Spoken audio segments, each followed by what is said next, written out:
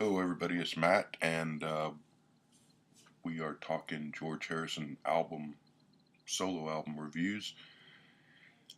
So, George was on top of the world in the wake of the Beatles breakup from a critical and a fan favorite standpoint, and then things unfortunately sort of fell apart and took a dive, starting with Dark Horse and the tour that followed that album, and unfortunately, we're sort of in a holding pattern, and things get worse, if anything, not better.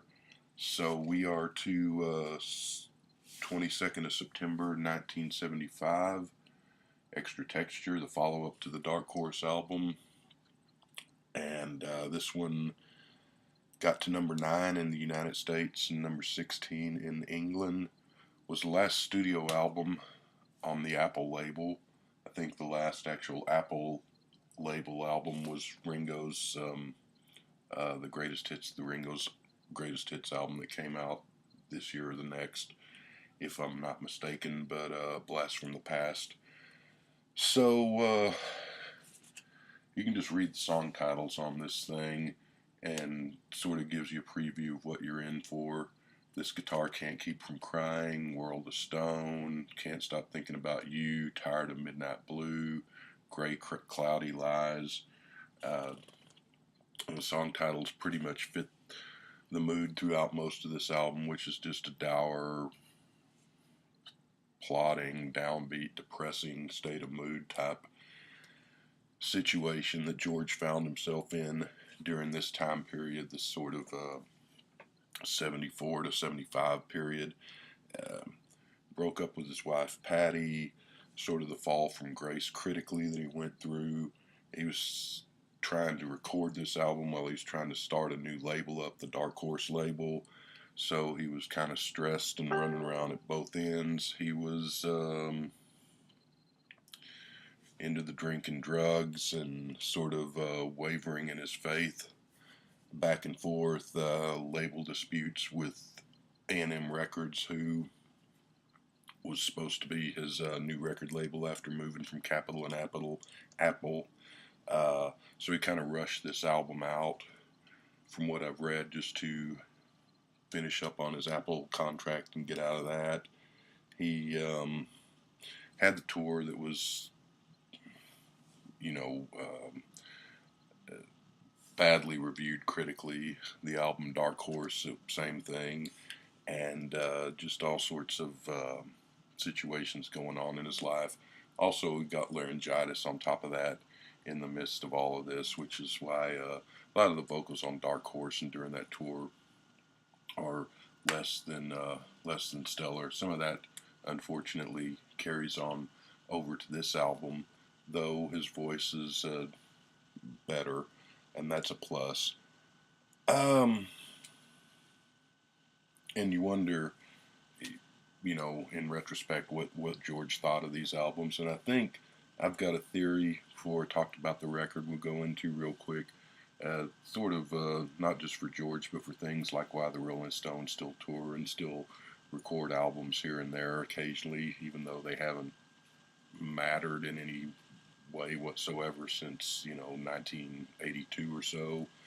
Uh, and the same with George here. I think that he just at this point in his life, the breakup of the Beatles, which it's another contributing factor, the reality that the Beatles had actually broken up had to have settled in somewhere in the early 70s, and that couldn't have been fun to have been dealing with, and the continuing litigation and court cases about the Beatles breakup that went on through, I think, through 76 or so.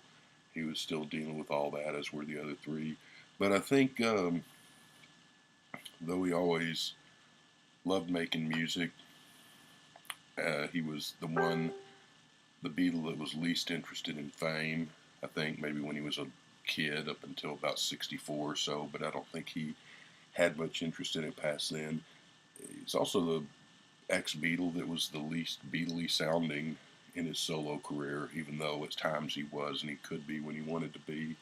But he really didn't strive to do that, except on his own terms occasionally.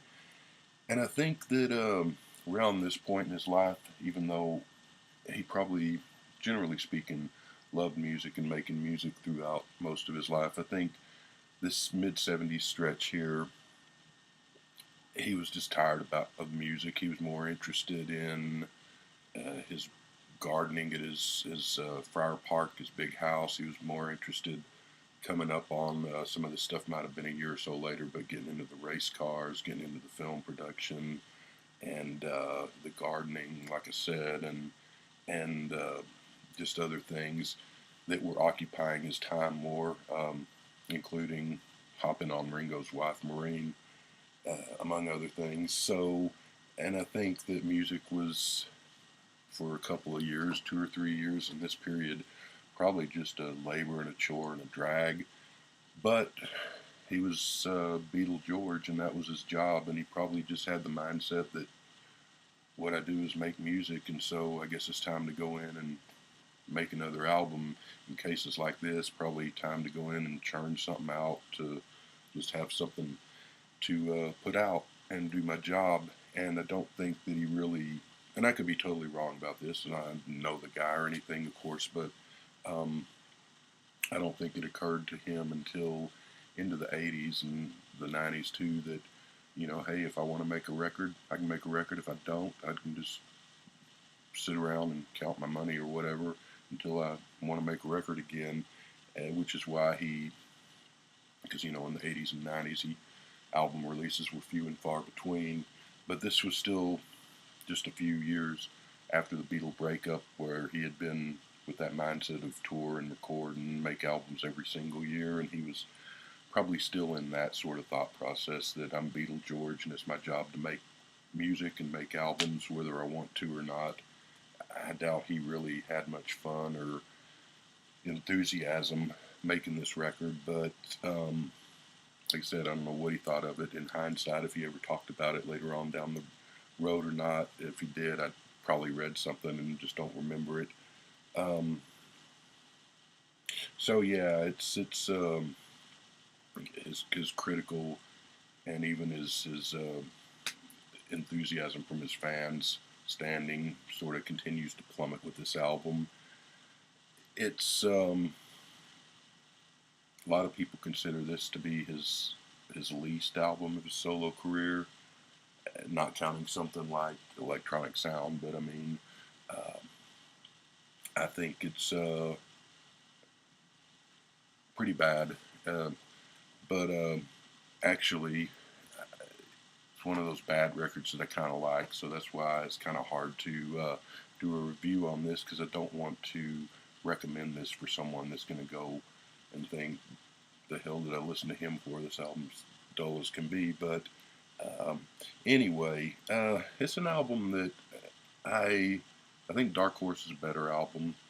I think this is a pretty poor album, but it's an album that every once in a while, it's one of those weird albums I get in the mood for, and I'll put it on, and it works fine if you're doing stuff around the house, if you're making the bed, if you're doing laundry, if you're loading the dishwasher or something. But if you sit down and actively pay attention and listen to it, you get 2 or 3 songs in. I do anyway, and think, my God, this album's pretty damn boring.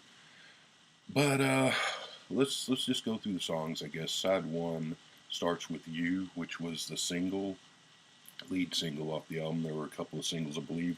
Got to number 20 in the United States and number 38 in good old jolly England. Um, it's supposed to be sort of a tribute to the old Tamla Motown soul of the 60s that George loved so much.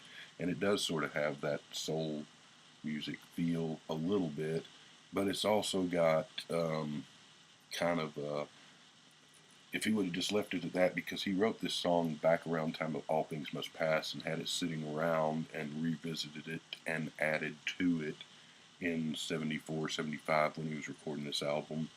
And he adds this extra layer of gloppy, just this sort of gloppy gloss of 70s malt coating to the song, which is totally unnecessary because you've got that cheesy 70s saxophone in here, this sort of theme song to Saturday Night Live sounding saxophone that I never was a big fan of.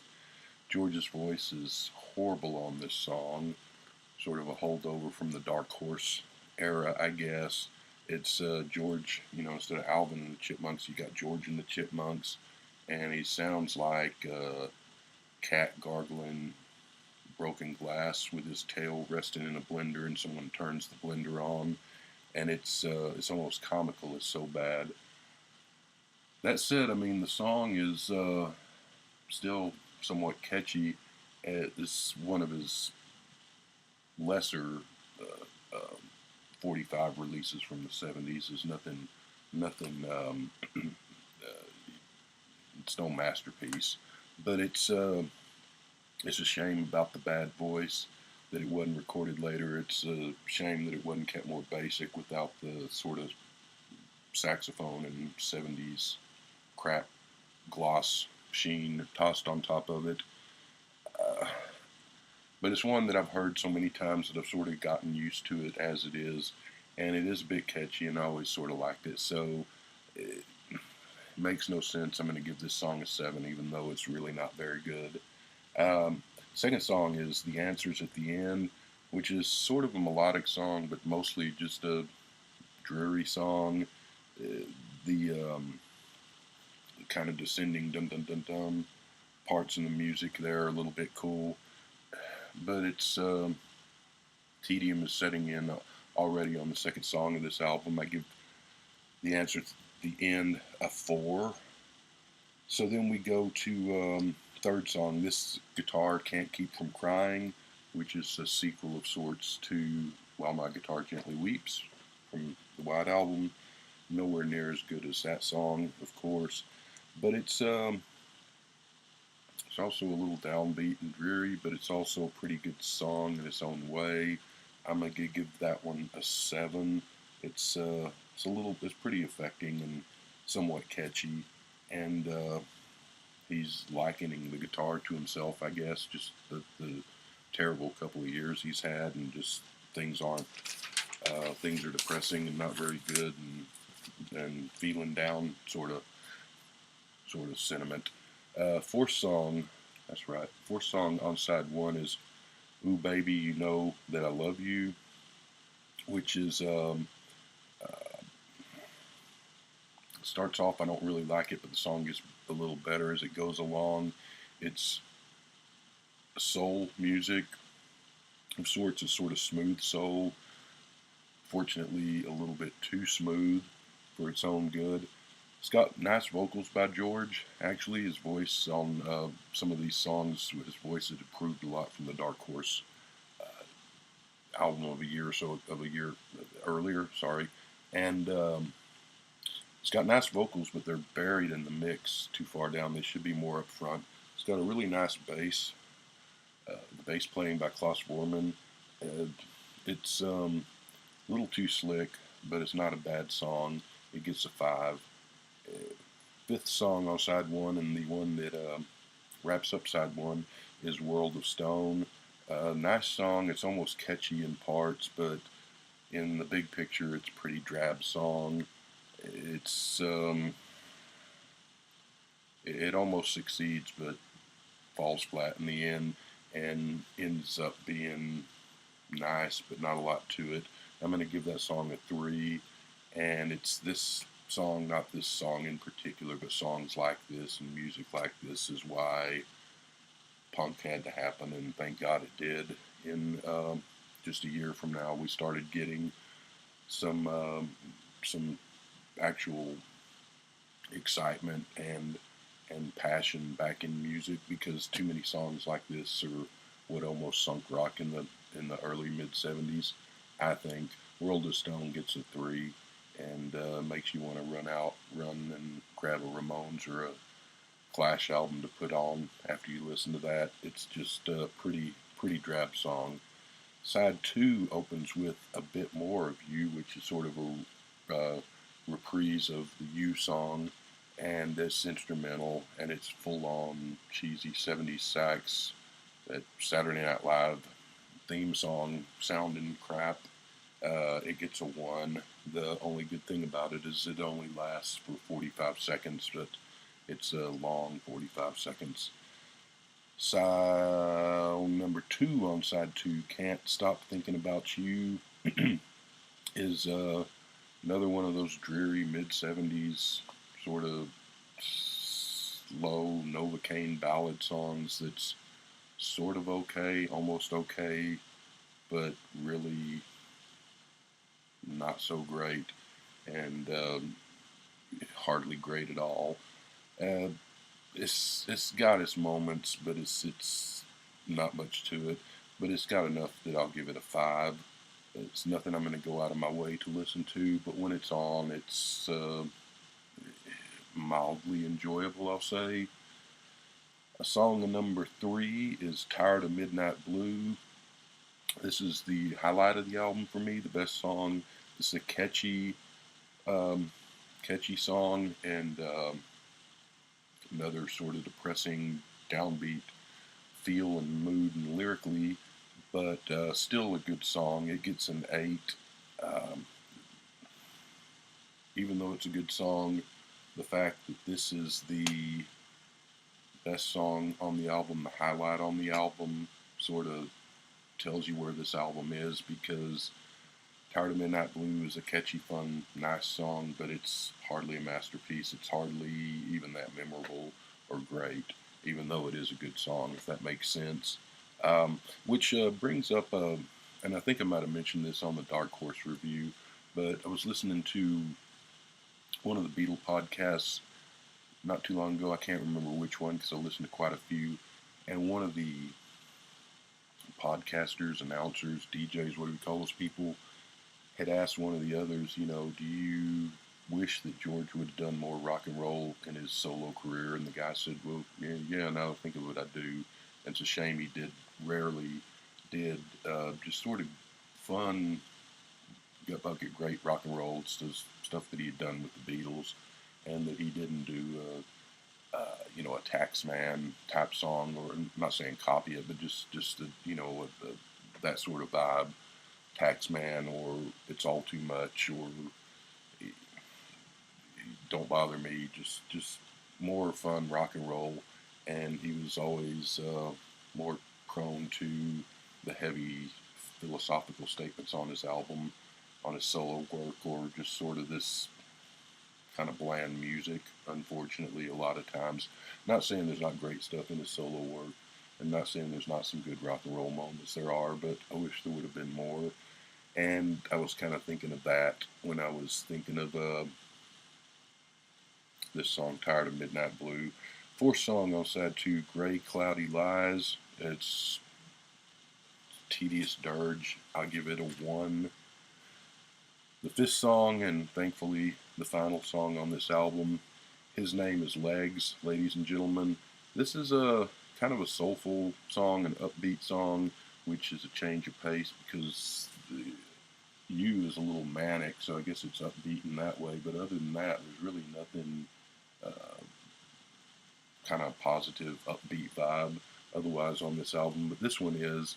It's supposed to be funny. I don't really get what's funny about it because it's a lot of in jokes. Apparently, it's about one of the guys that was in the Bonzo Dog Band, which was a band around in the '60s. And I think some of the guys in Monty Python who had befriended George around this time, and sort of George's love of just English comedy, Brit humor stuff. It's oddball track. Obviously, George and the Legs guy, the Bonzo Dog Band guy, is on this track. They're obviously having a ball recording this and singing about whatever the hell they're singing about. So it's kind of infectious, even though I'm not really sure what they're going on about. It's a fun song. It's an odd little song. I give it a 6. And this album overall, like I said, I like to put it on occasionally if I'm folding socks or something and just sort of halfway paying attention to it. Otherwise, I'm not in the mood for it too much. I'm going to give it overall a 3. It's I can't really recommend it, even though I have a little bit of a soft spot for it occasionally. The one thing about this is You was the single. That's not one of his better singles from the '70s or from any of his solo career singles. And there's really no home run or knockout. There's no give me love, give me peace on earth. No my sweet Lord. No what is life. Uh, there's no monumental great uh, masterpiece track on this album at all. It's all basically pretty forgettable, and it probably would have benefited George to just have taken a year or two off and puttered around his garden and puttered around Ringo's wife instead of doing this. But maybe, like I said, maybe he just felt obligated to do it because it's what he'd been doing all his life to that point and didn't know what else to do. Maybe I'm totally off on that theory, but I don't think, I doubt he had much fun doing this, and I doubt he held very many fond memories of it afterwards. But like I said, I could be wrong. It's not a very fun album. It's a 3. Things will get better. We'll find out when.